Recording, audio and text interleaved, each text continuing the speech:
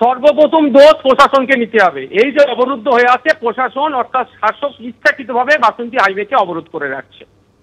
একটা শান্তিপূর্ণ মিছিল, বাবা সাহেব আম্বেদকরের জন্মদিবস উদযাপন এবং কেন্দ্রের নিয়ে আসা ওয়াকফ সংশোধনী বিলের বিরুদ্ধে জাত ধর্ম বর্ণ নির্বিশেষে মানুষ প্রতিবাদ করছে। আমরা একটা রাজনৈতিক প্ল্যাটফর্ম থেকে প্রতিবাদ করব, কিন্তু এটাই শাসকের সহ্য হচ্ছে না। তৃণমূল কংগ্রেস আর বিজেপি সবসময় চাইছে এটা বিভাজনের, এটা একটা নির্দিষ্ট ধর্মীয় মানুষের সমস্যাকে তুলে ধরে বিভাজনের রাজনীতি করে বেঁচে থাকতে চাইছে। আর আমরা যখন রাজনৈতিকভাবে নামছি, এইটা আমরা শুধু ধর্মীয় সমস্যা মনে করছি না, এটা আর্থসামাজিক সমস্যা, সংবিধানের উপরে আঘাত আসছে, এই ভাবনা চিন্তা নিয়ে আমরা রাস্তায় নামছি। আমাদের যখন রাস্তায় নামছি, আমাদের সাথে হিন্দু মুসলিম নির্বিশেষে মানুষ আছে, তাহলে এই বিভাজনের রাজনীতিকে আমরা আটকাতে পারবো। তখন ভয় পেয়ে, কেন বিভাজন ছাড়া তো এরা ক্ষমতায় টিকে থাকতে পারবে না বা ক্ষমতায় আসতে পারবে না, ওই জন্য ভয় পেয়ে আমাদেরকে আটকাচ্ছে। এভাবে এখন পরিস্থিতি ক্রমশ উত্তপ্ত হয়ে উঠেছিল পুলিশের তরফ থেকে। এখন কিন্তু চেষ্টা করা হচ্ছে যাতে অবরোধকারীরা অবরুদ্ধ হয়ে পড়েছিল বাসন্তী হাইওয়ে, সেখান থেকে সরে যান।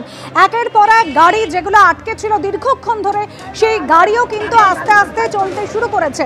হিন্দোল দিয়ে আমাদের প্রতিনিধি রয়েছেন সরাসরি আমাদের সঙ্গে। হিন্দোল, কিছুক্ষণ আগেও আমরা দেখছিলাম রাস্তার পাশে যে দোকানগুলো রয়েছে, সেই দোকানের ভেতরে ঢুকে অবরোধকারীদের সরিয়ে দেওয়ার চেষ্টা করছে পুলিশ।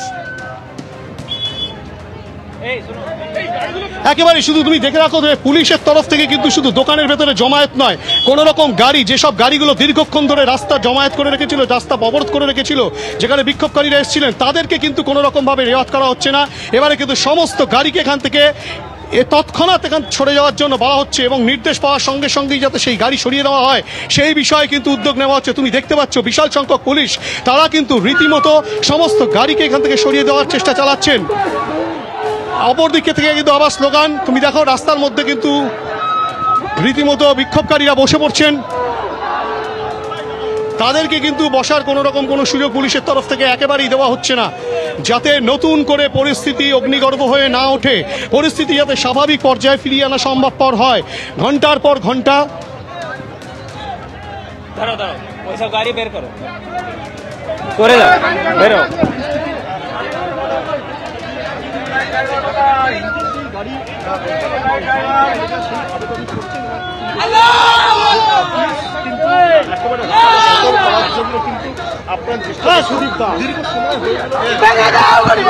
দেখতে পাচ্ছেন ধীরে ধীরে যারা অবরোধ করে রেখেছিলেন বাসন্তী হাইওয়ে, তারা তাদের সরিয়ে দেওয়া হচ্ছে।